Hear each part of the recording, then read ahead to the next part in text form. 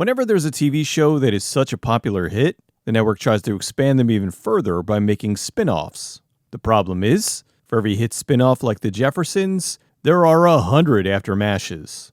Here's 5 spin-offs no one really wanted. Enos, The Dukes of Hazzard, was a major success.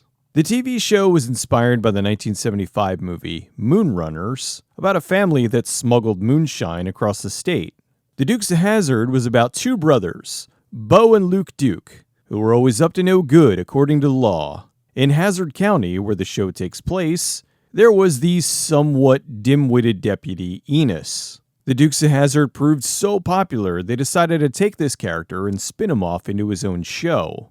So the spin-off Enos was created. In the pilot, Enos accidentally captures 2 of America's most wanted criminals.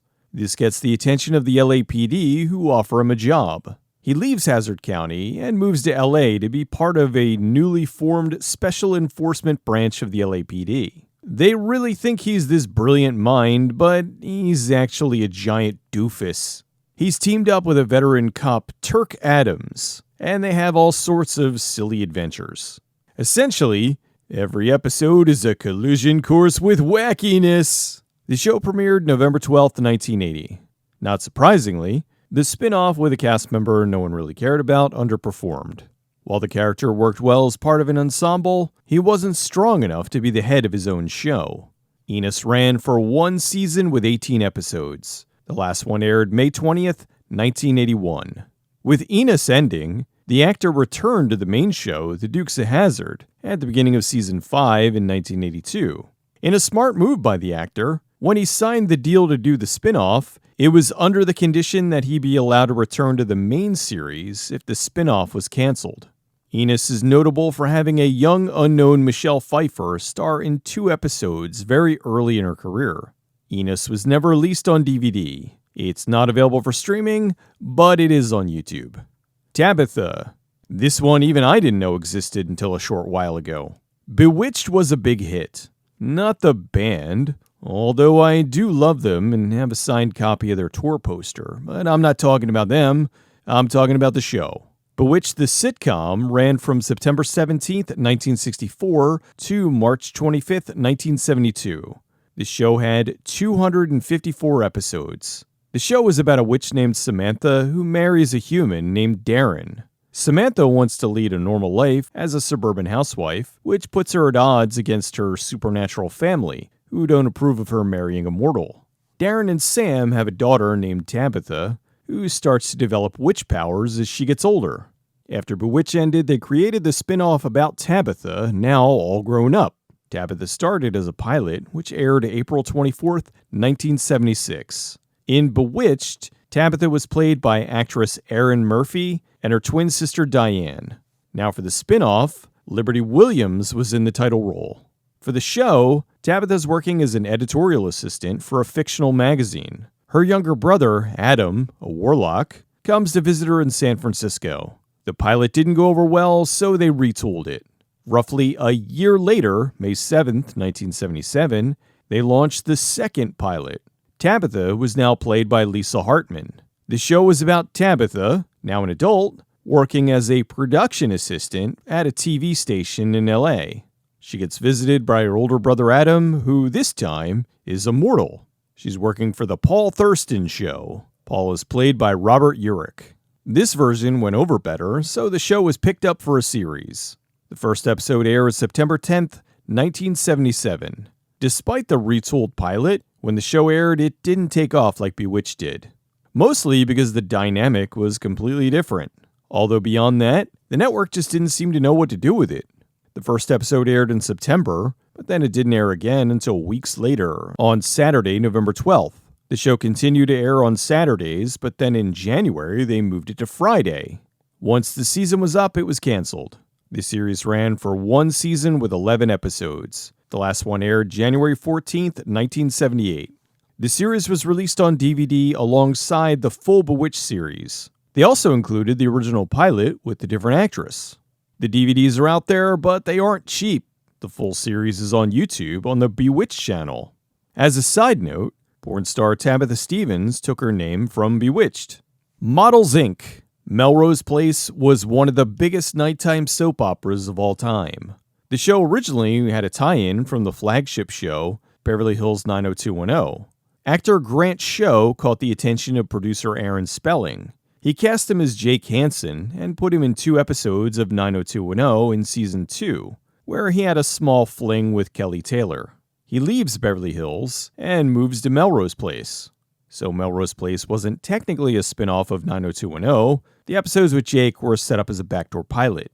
However, it started in Beverly Hills 90210, so it's still a spin-off.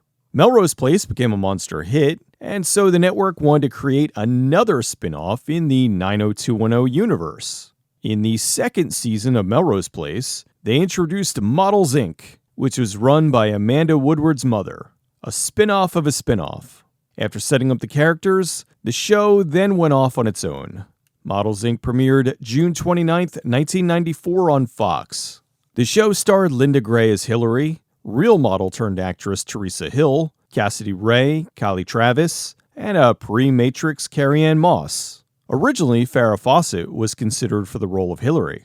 Taking a cue from Melrose Place, the show was all about backstabbing and catfights, which worked well for Melrose Place, but not so much here.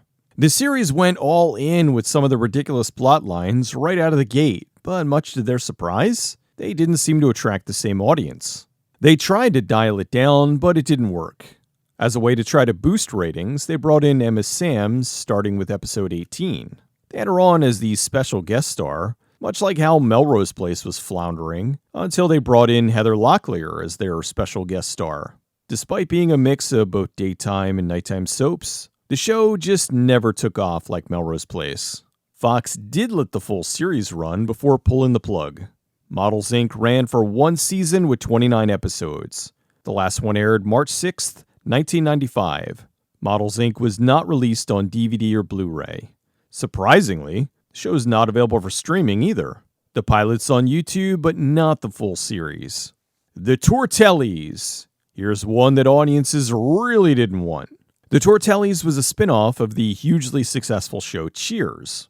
In Cheers, Dan Hedaya was waitress Carla's ex-husband, Nick. He's married to the dingbat bleached blonde Loretta. Loretta leaves Nick and moves to Las Vegas to live with her sister. Nick follows her, hoping to be able to win her back. The show premiered January 22nd, 1987 on NBC. Right out of the gate, the show was doing poorly. While Nick and Loretta worked in small doses on Cheers, there just wasn't enough for audiences to want to tune in and see week after week. Ratings were bad, but the network still aired the full, albeit short season. The Tortellis ran for 1 season with 13 episodes. Nick returned to Cheers in a guest starring role on episode 15 of season 11. The Tortellis is not available on DVD or Blu-ray. It's not available for streaming, but the series is on YouTube. On a side note, the next Cheers spinoff, Frasier, was overwhelmingly successful. That show ran for 11 seasons and 264 episodes. It also got a revival in 2023 that was less successful, but still had 2 seasons and 20 episodes. Joanie Loves Chachi, one of the most notorious spin-offs of all time. Joanie Loves Chachi was a spin-off of the TV series Happy Days. Happy Days was, in and of itself, a sort of TV series version of the 1973 film American Graffiti. It ran for 11 seasons with 255 episodes. The show was largely about the Cunningham family, but mostly the son Richie and his friends. In season 5, they introduced Chachi, Fonzie's cousin. Chachi started dating Richie's younger sister, Joanie. Seeing that there were only a few years left for Happy Days, in season 9 they wanted to do a spinoff. It would revolve around Joanie and Chachi moving to Chicago to try to make it with their rock band. Perhaps the band would have done better if they actually gave him a name instead of just calling it Joanie and Chachi's Band. The show premiered March 23rd, 1982 on ABC. Showing how much faith the network had in this series, season 1 ran for 4 episodes. It did get picked up for the second season, which ran for 13 episodes. Since the show revolved around the rock band, nearly every episode had them doing a song. Problem was, the performances weren't very good. During season 2, as a way to help with the ratings, they had numerous guest stars from Happy Days find ways to show up in an episode. In an interesting thing, Henry Winkler's directorial debut was on episode 11 of season 2. Winkler would go on to direct some TV shows like Clueless, but had greater success as a producer, working on shows like Sightings and MacGyver. Joanie Loves Chachi didn't do well and was canceled. It ran for 2 seasons with 17 episodes. The last one aired May 24th, 1983. Apparently, the people who wrote the first 4 episodes were all Happy Days writers. After the show was picked up for a series, those writers went back to Happy Days, and they brought in new writers who didn't get the show at all, which largely was why it did so poorly. The other reason was that the show started off well on Tuesdays, but then for season 2 they moved it to Thursdays, where it got destroyed in the ratings because there was much greater competition. They did have the duo return to Happy Days for the final season. Scott Baio and Aaron Moran both regretted doing the show. There was an urban legend that the show was the highest rated program of all time in Korea, due to the word Chachi being slang for penis in Korean. As it turns out, that's false on a few levels. First, Chachi is not Korean slang for penis. It's close to the word jaji, which is their common slang for penis or dick. Secondly, if the show was Joanie Loves Penis, the Korean censors would have changed it to something else. Third, the show was never broadcast in Korea at the time anyway. It did air to U.S. servicemen stationed in South Korea, but the general public never saw it. So there was no way it could have been the most watched show in Korean history. Joanie Loves Chachi did get a DVD release. It's still in print and pretty cheap. The show is not available for streaming, but the full series is on YouTube. Although this wasn't the only spin-off of Happy Days. There was also Laverne and Shirley, Mork and Mindy, Blansky's Beauties, and Out of the Blue. Also, because I'm sure someone's going to ask, the show currently with the most spin-offs of all time is All in the Family with 7. Maude, The Jeffersons, Good Times, Checking In, Gloria, 704 Hauser, and Archie Bunker's Place. If you'd like to see the bonus 6th entry, as well as vote on future entries, please consider joining my Patreon. Thanks for watching, everybody. I'll see you next time.